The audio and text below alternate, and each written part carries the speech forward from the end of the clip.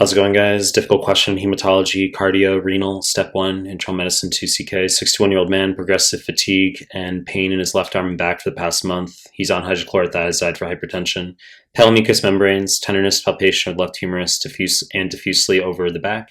Laboratory studies, reduced hemoglobin 9 grams per deciliter should be 13 to 17.5 in males, non-menstruating women, 12 to 17.5 menstruating women. Ferritin is normal. White blood cells 8,000 should be 4 to 11,000. Platelets 200,000 should be 150 to 450,000. Serum calcium slightly elevated 10.5 should be 8.4 to 10.2. And then we've got this peripheral blood smear here, which I'll talk about as we move through the question, which the following most likely to develop in this patient. Choice A, holostolic murmur that increases with inspiration refers to tricuspid regurgitation. Wrong fucking answer.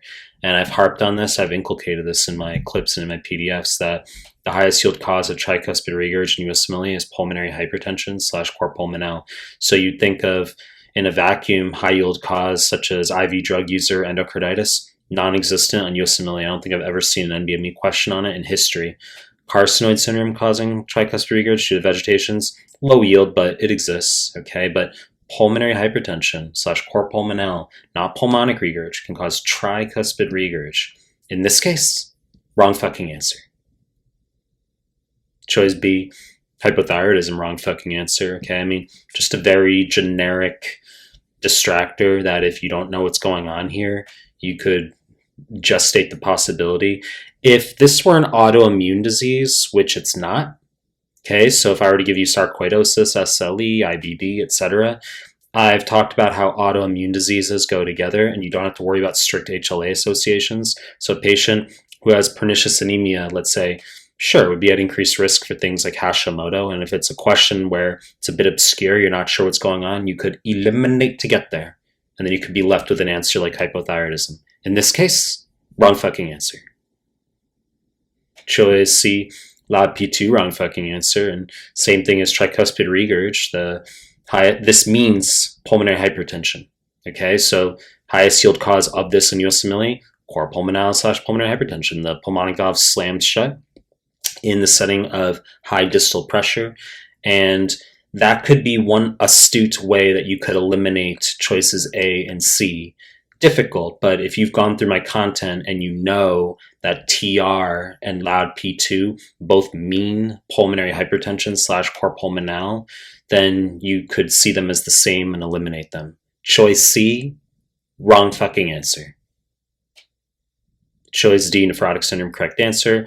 Diagnosis is multiple myeloma, which can cause renal amyloidosis. It's the highest yield cause of renal amyloidosis.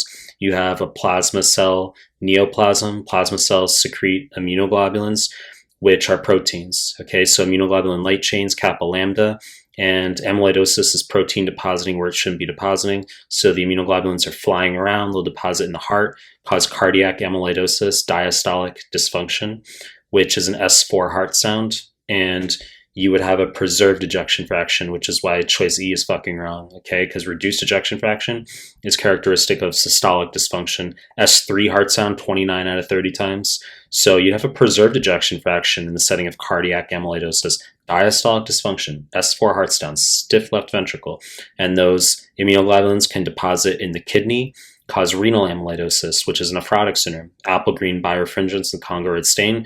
The proteins show up in the urine, Benz-Jones proteinuria. So our photomicrograph here is showing us the rouleau or roulette formation where the immunoglobulins stick to the RBCs and they're sticky, so they stick to each other and they form these stacks that will be heavy / precipitate more readily on centrifugation, which is why we have the high ESR. They could give you MCV, which is elevated. I've seen that in an NBME question before. It should be 80 to 100. They'll give you an MCV of 108. You're like, why the fuck's the MCV high? Just be aware multiple myeloma can cause that.